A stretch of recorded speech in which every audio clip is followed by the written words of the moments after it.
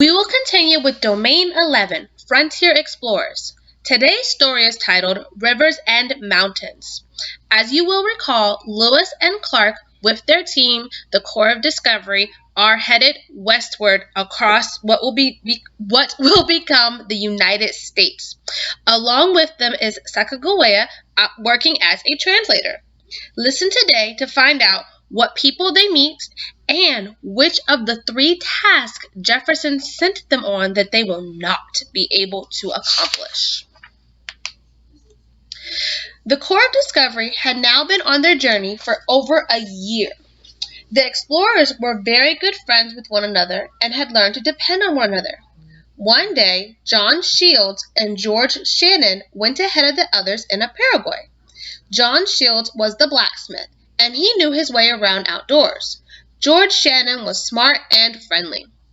Shields and Shannon paddled up the river, talking over the exciting events they had gone through so far.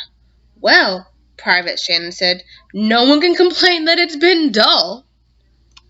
No sooner were those words out of his mouth than the tip of their Paraguay came around a bend in the river, and they saw a sight that caused them to stop paddling for a moment. Up ahead, the Missouri River split into two wide rivers. One of the two rivers was the Missouri, and the other was not. It was impossible to tell which one was the Missouri River. "Which river is the Missouri River?" Shannon asked. "The Missouri River is the one the captains think can carry us further west." "I don't know," Shields replied, "and I don't think the captains will know either. We've passed the part of the river our Native American friends told us about, and none of us have seen this part of the country before." Soon the other boats arrived. Going ashore, Lewis and Clark walked ahead and inspected the two rivers. Clark said, "If we take the wrong river, it may turn too cold for us to travel by the time we're ready to start from there again." The Native Americans told them that the Missouri River ended in the Rocky Mountains. Lewis and Clark knew that they would have to travel by land instead of by water to cross the mountains, since they wouldn't be able to cross the mountains on a river. That meant there was no all-water route to the Pacific Ocean. "We need to find the Shoshone people up ahead so we can buy horses from them," they agreed. But first, they would have to continue along the Missouri River to the Rocky Mountains. Lewis suggested, "Well, the last Native Americans we talked to said there was a huge waterfall up ahead on the Missouri River. We need to find that waterfall. Take some men along the South Fork. Clark and I will try the North. If one of us finds it, that person will know he's on the correct river. We'll meet back here in a few days to see which group has found the waterfall." Unfortunately, when they met back up after a few days, neither group had found the waterfall. Lewis had another idea.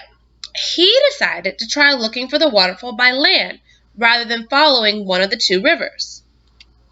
Lewis and his men walked for 2 days before they heard what Lewis later described as the agreeable sound of falling water. Following the sound, they came to not just one waterfall, but a whole series of great waterfalls. This was it! They could now figure out which of the two rivers was the Missouri River. Lewis sent a man back for the rest of the party. When Clark and the rest arrived at the great waterfalls, however, they found Lewis and his men burying the keelboat and some of their supplies for the trip back. "It's too heavy," Lewis explained. "We need to carry the boats around the waterfalls in order to continue up the Missouri River." Finally, after 11 days of hard work, they left the great waterfalls behind. It was a difficult journey. The river was becoming harder to follow as it narrowed and filled with rocks. On the other hand, Sacagawea was closer to the area where she had lived with the Shoshone. She was now able to guide the Corps of Discovery better because she started to recognize the land where she'd lived as a child. The more places she recognized, the more confidently she guided them. In August of 1805, Lewis told Clark, "I will take 3 men ahead on foot instead of following this winding river. If we find the Shoshone, we will return with horses. We can use the horses to cross the mountains. Then we can look for the other river we think flows down from the mountains all the way to the Pacific Ocean." A few days later, Lewis and his men were crossing a meadow when they spied a Shoshone horseman up ahead. Unfortunately, when he saw Lewis and his men, the Shoshone horseman turned and rode away.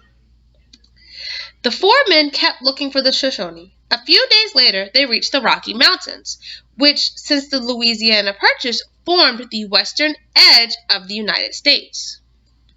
The next afternoon, they came upon an old Shoshone woman gathering wood for a fire. Smiling, Lewis said in English, "We are friends." She did not know English, but she understood when Lewis smiled that he was friendly. She led the four travelers to her village and introduced Lewis to the chief. The Shoshone had plenty of horses, but the Shoshone chief explained with sign language that the Shoshone did not have much food to share. 2 days later, Clark and the rest of the expedition arrived with Sacagawea. Now, Sacagawea could translate the chief's words. Sacagawea joined Lewis, Clark, and the chief in his cabin. It was dark. The only light was from the fire. With her help, the chief told the captains that his people did not know the way to the ocean, but that a river did run down to it, and that another tribe, the Nez Perce, could lead the party to the river. As she translated this, Sacagawea suddenly cried out. In the shadows of the chief's home, she had not seen his face clearly. Now, as he turned more towards the light, she recognized him. The chief was Sacagawea's brother. She threw her arms around him in a rush of words, explained who she was. What a joyful surprise this was for everyone in all the Shoshone's land. Lewis had stumbled into the village of Sacagawea's brother. Now the chief said, "My sister, I will help you and your friends get all the horses, supplies, and guides you will need in order to complete your journey," which we will continue on with them the next day.